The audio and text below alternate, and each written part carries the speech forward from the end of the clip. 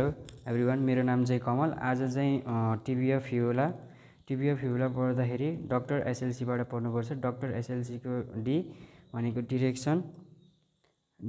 Direction कसरी बसेको हुन्छ भन्दाखेरि यो direction downwardly obliquely downward and backward, direction obliquely downward and backward हुन्छ यसको डिरेक्सन। रिलेसन भनेको माथिपट्टि फिमर हुन्छ, माथिपट्टि फिमर, तलपट्टि टार्सल, र यसको सेप भनेको पिरामिड। अप्पर पार्ट चाहिँ पिरामिड हुन्छ, तल लोअर चाहिँ रफली सिलिन्ड्रिकल हुन्छ।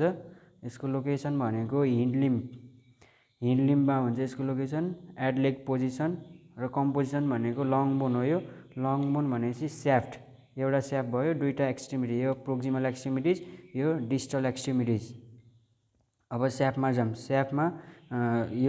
स्याफ्टमा मिडियल, एउटा स्याफ्टमा तीनटा सर्फेस, तीनटा बोर्डर हुन्छ। तीनटा सर्फेस, एउटा ल्याटरल सर्फेस, एउटा मिडियल सर्फेस, एउटा पोस्टिरियर सर्फेस। यसमा चाहिँ एन्टेरियर सर्फेस हुँदैन। ल्याटरल सर्फेस भनेको एज अ होल भन्दाखेरि यसलाई slightly spiral, as a whole भन्दाखेरि स्लाइटली स्पाइरल, र स्पेसिफिक भन्दाखेरि यति पार्ट चाहिँ कन्केभ, यति पार्ट चाहिँ कन्भेक्स, मिडल पार्ट चाहिँ कन्भेक्स, यति पार्ट चाहिँ नियरली फ्ल्याट। ल्याटरल सर्फेस भयो। ल्याटरल सर्फेसको अपोजिट मिडियल सर्फेस चाहिँ अप्पर पार्ट चाहिँ वाइडर अनि रफ छ, upper part rough, lower part चाहिँ न्यारो र स्मुथ। अप्पर पार्टमा चाहिँ वाइडर र रफ हुन्छ। रफ के को लागि? मसल अट्याचमेन्टको लागि। सर्टोरिस मसल्स, ग्रेसियलिस मसल र सेमी टेन्डानियस मसल्सहरू लागि अट्याचमेन्ट हुन्छ मिडियल सर्फेसमा। अप्पर पार्टमा मिडियल सर्फेस भयो, ल्याटरल सर्फेस भयो, र अब पोस्टिरियर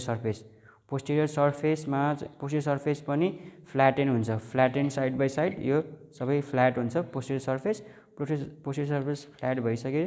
त्यसपछि पोस्टिरियर सर्फेसमा माथिपट्टि मिडियल बोर्डर, यो मिडियल साइड भयो, मिडियल बोर्डरतिर रफ एरिया छ। रफ एरिया के को लागि?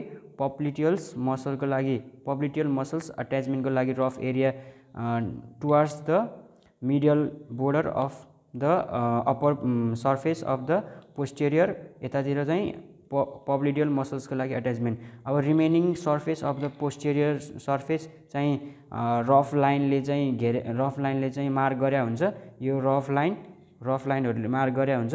रफ लाइनको नाम चाहिँ पप्लिटियल्स लाइन्स। पोस्टेरियर सर्फेस भयो। एन्टेरियर सर्फेस चाहिँ यसमा डिस्टिङ हुँदैन। एन्टेरियर सर्फेस डिस्टिङ हुँदैन। एन्टेरियर सर्फेस डिस्टिङ नभइसकेपछि यसको एन्टेरियर बोर्डर मात्र हुन्छ। एन्टेरियर बोर्डर एउटा, यो मिडियल बोर्डर, यो ल्याटरल बोर्डर जहिले फिबुलातिर हुन्छ, फिबुला जहिले ल्याटरलमा हुन्छ। यो फिबुला हो, यो टिबिया भयो। Interior border tibial. अनि अब यो मिडियल बोर्डर चाहिँ कन्केभ हुन्छ, मिडियल बोर्डर कन्केभ हुन्छ। ल्याटरल बोर्डर चाहिँ राउन्ड हुन्छ फर पप्लिटियल्स मसल्सको लागि। अनि अब स्याफ्नी भयो। एक्सट्रिमिटिज, एउटा यो भनेको प्रोक्सिमल एक्सट्रिमिटिज भयो, यो भनेको दुईटा एक्सट्रिमिटिज डिस्टल एक्सट्रिमिटिज भयो। प्रोक्सिमल एक्सट्रिमिटिजमा के छ? कन्डाइल छ, यो ल्याटरल कन्डाइल भयो, यो मिडियल कन्डाइल भयो।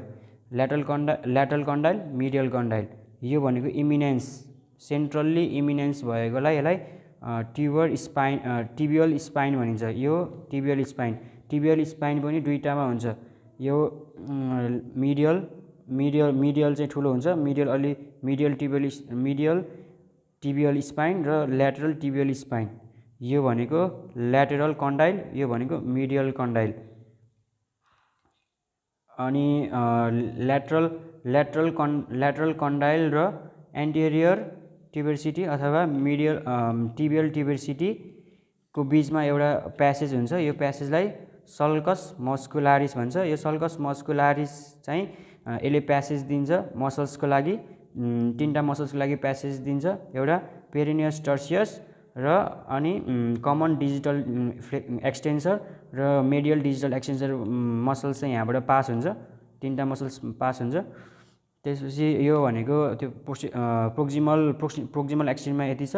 र डिस्टल डिस्टल एक्सट्रिमिटिज भनेको डिस्टल एक्सट्रिमिटिजमा के हुन्छ यो ग्रुप यो मिडियल ग्रुप यो ल्याटरल ग्रुप अनि यो चाहिँ यो मिडियल ग्रुप र ल्याटरल ग्रुपलाई केले छुट्याएको छ भन्दाखेरि एन्टेरियो पोस्टेरियो